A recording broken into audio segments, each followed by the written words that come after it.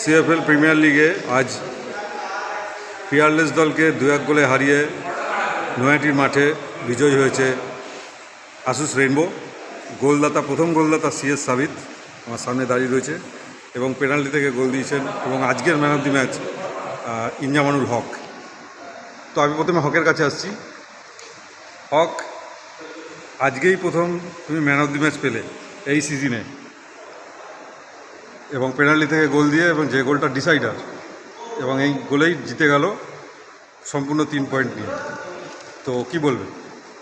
তো গোলের থেকে ম্যাচের 3 পয়েন্টটা বেশি আমাদের দরকার ছিল, আর আমরা অনেক স্ট্রাগল করছিলাম। আর এই সিজনে ফার্স্ট উইন দরকার ছিল, ম্যাচটা জেতা। তো জিতেছি, ভালো লাগছে। আর পরের match Bhawanipur, one of the best team এই লিগে আমাদের গ্রুপে। তো তার জন্য আমরা এগিয়ে যেতে চাইছি।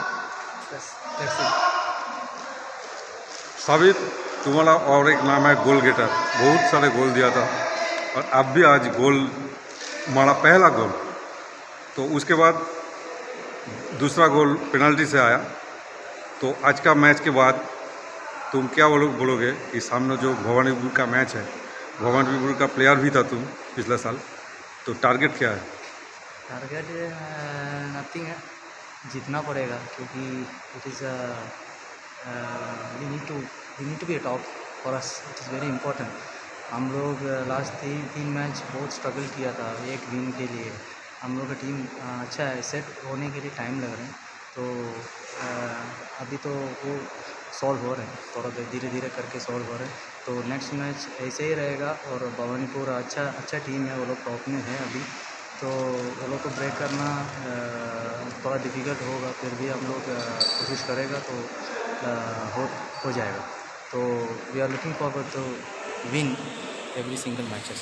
सो as a team we are working very hard.